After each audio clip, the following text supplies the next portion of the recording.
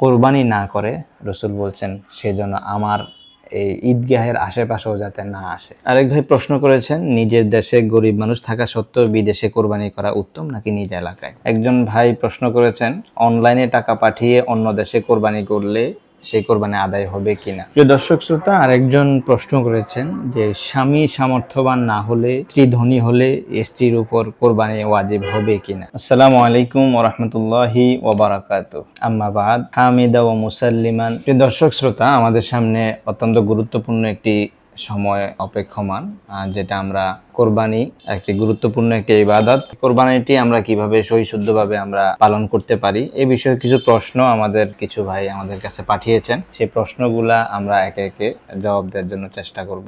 একজন ভাই প্রশ্ন করেছেন, অনলাইনে টাকা পাঠিয়ে অন্য দেশে কোরবানি করলে সেই কোরবানি আদায় হবে কিনা। অর্থাৎ আমাদের দেশে অনেকেই ফিলিস্তিনের জন্য, গাজাবাসীর জন্য কোরবানির জন্য অর্থ সংগ্রহ করেন, অথবা আফ্রিকার দরিদ্র পীড়িত বিভিন্ন অঞ্চলের জন্য অর্থ সংগ্রহ করেন। এই যে অনলাইনে তারা কোরবানির জন্য অর্থ সংগ্রহ করছেন, ওই কোরবানিটা আদায় হবে কিনা। কোরবানির জন্য শর্ত হচ্ছে সাহেবে নেসাব, অর্থাৎ নেসাব পরিমাণ সম্পদের মালিক হওয়া, এবং একটা নির্দিষ্ট পশু ক্রয় করা, এবং এই পশুটাকে নির্দিষ্ট যে সময়, এই সময়ের মধ্যে জবাই করা। এবং যদি আপনি কোনো প্রতিষ্ঠানের মাধ্যমে যদি আপনি অনলাইনে কোরবানির জন্য অর্ডার করেন, তখন আপনাকে অবশ্যই সেই পশুটা যে প্রতিষ্ঠানের মাধ্যমে আপনি কোরবানি করবেন সেই প্রতিষ্ঠানটা বিশ্বস্ত একটি প্রতিষ্ঠান হতে হবে। কারণ অনেক প্রতিষ্ঠান আছে টাকা কালেকশন করে কিন্তু সে টাকাগুলো তারা ঠিকমতো ব্যবহার করে না। এমনও প্রতিষ্ঠান আমরা দেখেছি মিডিয়ার মাধ্যমে যে তারা ভিডিও করে দিয়ে দিয়েছে কিন্তু আদতে কোনো কোরবানি হয় নাই। এই জাতীয় সমস্যা যদি না থাকে তাহলে ইসলামী শরীয়তে এই বিষয়ে কোনো সমস্যা নাই। কোরবানি করার জন্য আপনার ওয়াকিল নির্ধারণ করা দরকার। তো ফিকহের মধ্যে এই বিষয়ে ফুকাহে আযম অনুমতি দিয়েছেন। কেউ যদি কোরবানি করতে চায়, কোরবানি করতে চাইলে সে তার অনুমতি দিয়ে একজনকে সে ওয়াকিল নির্ধারণ করবে, তার পক্ষ থেকে তিনি আদায় করে নেবেন। শুধু তিনি যিনি কোরবানি দাতা তিনি নিশ্চিত হবেন যে তার কোরবানিটা ঠিকমতো হয়েছে কিনা। আরেক ভাই প্রশ্ন করেছেন, নিজের দেশে গরিব মানুষ থাকা সত্ত্বেও বিদেশে কোরবানি করা উত্তম নাকি নিজ এলাকায়। প্রথম কথা হচ্ছে, যিনি কোরবানি দিবেন তিনি নিজ হাতে কোরবানি দিবেন, এটা হচ্ছে সর্বোত্তম কাজ। আর যেহেতু ওনার আত্মীয় স্বজন, পাড়া প্রতিবেশী যারা রয়েছেন তাদের হক রয়েছে তার প্রতি, ওই হিসাবে নিজ এলাকায় অবশ্যই উত্তম। কিন্তু কখনো কখনো প্রেক্ষাপটের আলোকে আপনার, যেমন আমাদের গাজাবাসী ভাইদের জন্য, বিশেষ করে আফ্রিকার দরিদ্র পীড়িত যে সকল অঞ্চল রয়েছে, ওই অঞ্চলের মানুষের জন্য যারা অর্থাভাবে তারা চাইলেও কোরবানি দিতে পারে না, ওই গরিব নিপীড়িত অঞ্চলগুলোতে আপনি চাইলে আপনার কোরবানি দিতে পারবেন, এতে কোনো সমস্যা হবে না। কারণ এই আপনার আমার যে কোরবানি, এই কোরবানির উপর মূলত হক রয়েছে গরিবদের। আল্লাহ সুবহানাহু ওয়া তাআলা সূরাতুল হজ্জের 28 নম্বর আয়াতে আল্লাহ পাক রব্বুল আলামিন ইরশাদ করেন, ফাকুলু মিনহা ওয়া আতঈমুল বাঈসাল ফাকির। তোমরা নিজেরা সেখান থেকে খাও এবং তোমাদের মধ্যে যারা গরিব রয়েছে তাদের মধ্যে তোমরা বন্টন করো। অর্থাৎ কোরবানি আপনাকে মানবিকতা বোধ শিক্ষা দিবে। আপনাকে চেষ্টা করতে হবে যথাসম্ভব নিজের এলাকার গরিব মিসকিন যারা রয়েছে তাদেরকে সহযোগিতা করবেন। পাশাপাশি যদি আপনার পক্ষে সম্ভব হয়, আমাদের অনেক ভাইদের এমনও সামর্থ্য রয়েছে যে নিজের এলাকায় কোরবানি দেওয়ার পাশাপাশি অন্যান্য স্থানেও কোরবানি দেওয়ার সুযোগ রয়েছে। ওইরকম যদি পরিস্থিতি থাকে তাহলে আপনি ওই জায়গাগুলোতেও যদি আপনি কোরবানি দেন, তাহলে আশা করি আপনার এই কোরবানিটা আল্লাহ পাক রব্বুল আলামিনের কাছে অবশ্যই পছন্দনীয় হবে। কেননা আপনি কোরবানিটা দেওয়ার উদ্দেশ্য হচ্ছে আল্লাহ পাক রব্বুল আলামিনের সন্তুষ্টি এবং আল্লাহর বান্দাদেরকে সহযোগিতা করার নিমিত্তে আপনার এই কোরবানিটা করবেন।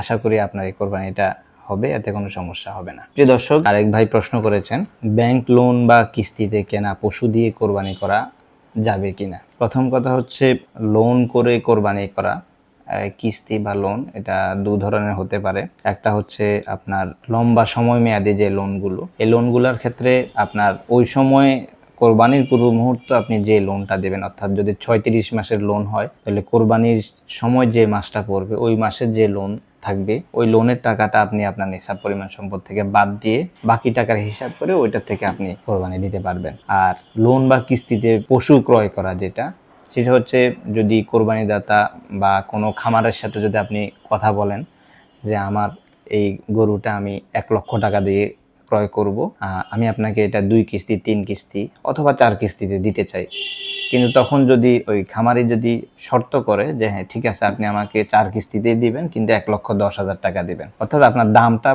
আগেই নির্ধারণ হয়ে গেছে, এরপরে আপনি সেটা কিস্তিতে পরিশোধ করলেন, এতে করে শরীয়তে কোনো সমস্যা হবে না। কিন্তু যদি আপনি সেটাকে ক্রয় করার পূর্বে যদি নির্ধারণ না করে যদি ক্রয় করেন, অর্থাৎ দাম যদি নির্ধারণ না করেন, অর্থাৎ কিস্তিতে আপনি কত বেশি দিবেন সেটা যদি নির্ধারণ না করেন, তাহলে ওই ধরনের বেচাকেনা শরীয়তে জায়েজ নাই এবং ওইটা হালাল হবে না। এবং আপনি যে সকল লোনের ক্ষেত্রে সুদ রয়েছে, ওই সকল সুদের লেনদেন দ্বারা যদি আপনি কোরবানি করেন, ওই ধরনের কোরবানি দ্বারা আল্লাহ পাক রব্বুল আলামিন আপনার কোরবানি কবুল করবেন না। কেননা আল্লাহ পাক রব্বুল আলামিন কোরআনুল কারীমে ইরশাদ করেন, আহাল্লাল্লাহুল বাইআ ওয়া হাররামার রিবা, আল্লাহ সুদকে হারাম করেছেন, সুতরাং হারাম মাল দ্বারা কোরবানি গ্রহণযোগ্য হবে না। আশা করি আপনি প্রশ্নটি বুঝতে পেরেছেন। আরেকজন ভাই প্রশ্ন করেছেন, মোবাইল ব্যাংকিং বা অ্যাপের মাধ্যমে শেয়ার কোরবানি কতটা শরীয়ত সম্মত। এখানে প্রথম কথা হচ্ছে কোরবানিতে শরিক করা, এটা ইসলামী শরীয়তে জায়েজ রয়েছে। রাসূলুল্লাহ সাল্লাল্লাহু আলাইহি ওয়াসাল্লাম সাহাবায়ে কেরামদেরকেও একটা গরু ও মহিষ এগুলাতে 60টি শরীকে কোরবানি করার জন্য হুজুর সাহাবায়ে কেরামদেরকে বিভিন্ন সময় আদেশ করেছিলেন।